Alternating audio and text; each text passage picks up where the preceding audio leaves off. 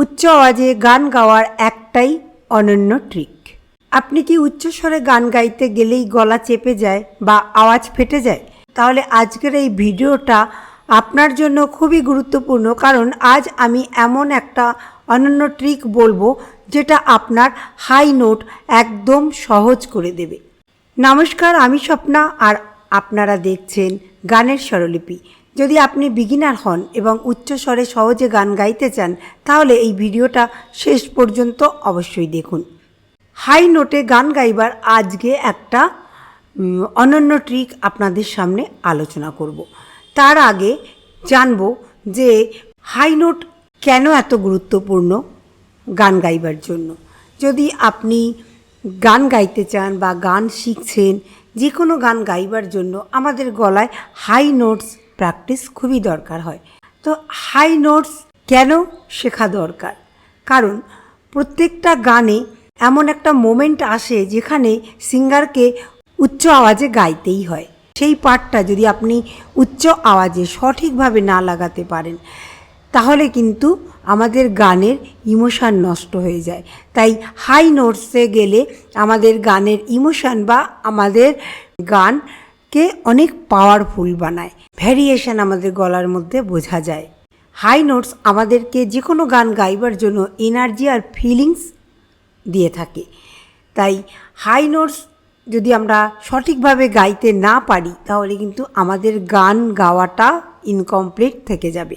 তাই আপনি ক্যারাওকে গান আর স্টেজ পারফরমেন্স করুন, লাইভ প্রোগ্রাম করুন, রেকর্ডিং করুন, বা নিজের শখের জন্য গান শিখছেন, নিজের পছন্দের মতো নিজে গান গেয়ে নিজে আনন্দ পেতে চান, যাই আপনার উদ্দেশ্য হোক না কেন, আপনাকে হাই নোট প্র্যাকটিস করতেই হবে। আর হাই নোট কীভাবে আপনি খুব সহজ একটা অনন্য উপায়ের মাধ্যমে শিখতে পারবেন, আজকে সেই একটি ট্রিক নিয়েই আমরা আলোচনা করব। তাহলে দেরি না করে চলুন শুরু করব আজকের ক্লাস এখান থেকেই। সবচেয়ে বড় ভুল কি? সবচেয়ে বড় ভুল কি জানেন? আমরা সবাই হাই নোট গাওয়ার সময় গলায় জোর দিই, কিন্তু আসলে হাই নোট গাওয়ার সঠিক উপায় হলো হেড ভয়েস ব্যবহার করা।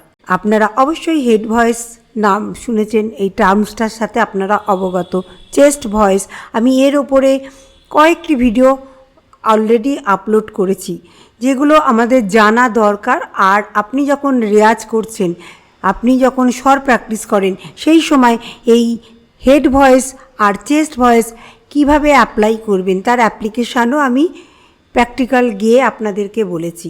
তাই পারলে ওই ভিডিওগুলো দেখে নিন, আপনাদের অনেকটা সহজ হবে উচ্চস্বরে কিভাবে হেড ভয়েস লাগিয়ে আপনি প্র্যাকটিস করবেন। তাহলে আমাদের হেড ভয়েসকে উচ্চ স্বরে গান গাইবার জন্য, হাই নোটকে মজবুত করবার জন্য আমাদের হেড ভয়েসকে ডেভেলপ করতে হবে।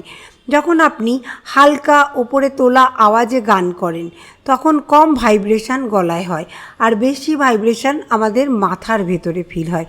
এটাকেই বলে হেড ভয়েস। তাহলে আমরা বুঝলাম হেড ভয়েস কী আর হেড ভয়েসের ফাংশন কী।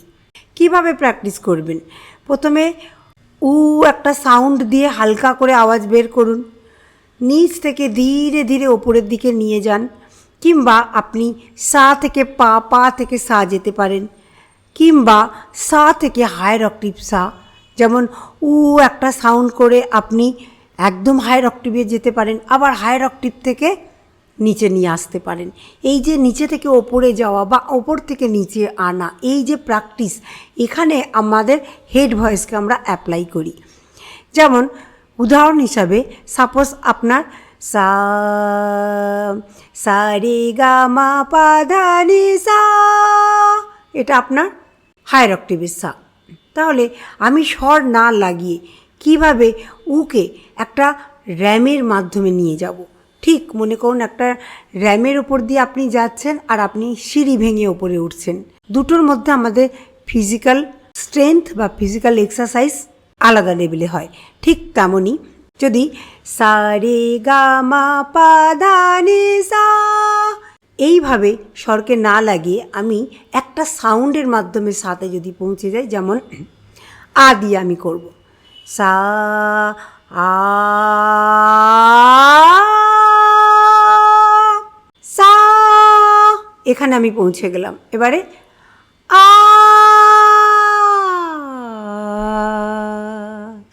সা সা সা সা আ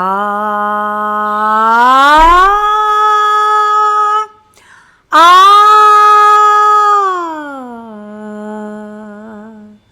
এই এক্সারসাইজটা যদি নিয়মিত 5 থেকে 6 বার প্র্যাকটিস করেন, আর এখানে আপনাকে হেড ভয়েসকে অ্যাপ্লাই করতে হবে এবং স্টমাক থেকে সাউন্ডটাকে নিয়ে যেতে হবে, মানে ডায়াফ্রামের মাধ্যমে।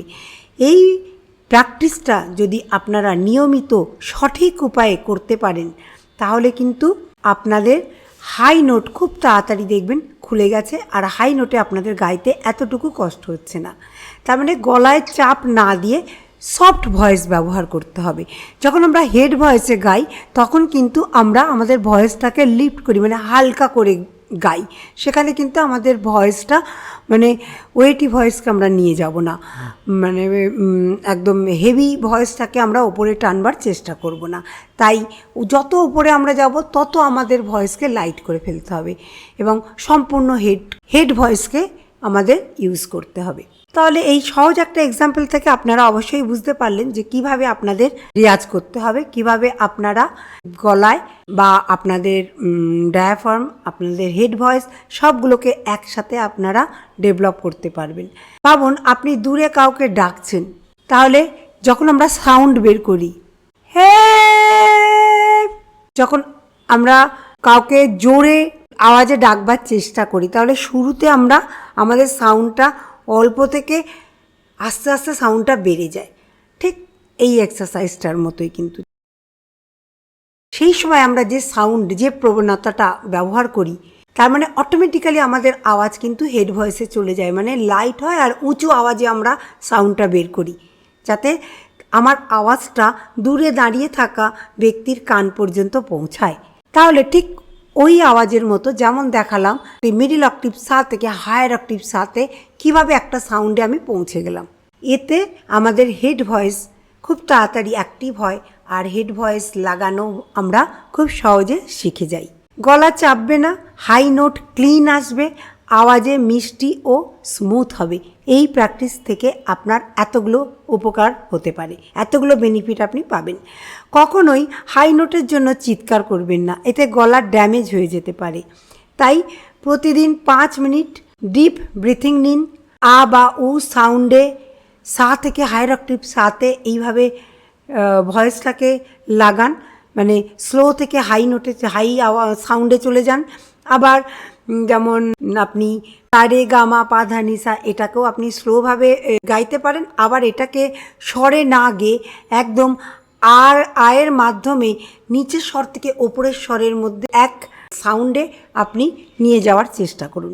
এই প্র্যাকটিসগুলো যদি আপনি রেগুলার করেন 5 মিনিট, তাহলে দেখবেন খুব সহজে উচ্চস্বরে গান গাইতে আপনার আওয়াজ অনেক সহজ হয়ে গেছে। তাহলে আজকের এই একটাই ট্রিক, হেড ভয়েস মনে রাখতে হবে। হাই নোটের জন্য, উচ্চস্বর প্র্যাকটিসের জন্য আমাদের হেড ভয়েসকে ইউজ করতে হবে। যদি আপনি নিয়মিত প্র্যাকটিস করেন, তাহলে খুব তাড়াতাড়ি আপনি উচ্চস্বরে গান গাইতে পারবেন। ভিডিওটি ভালো লাগলে লাইক, শেয়ার আর সাবস্ক্রাইব করতে ভুলবেন না। আর কমেন্টে লিখুন হাই নোটে আপনার সবচেয়ে বড় সমস্যা কী।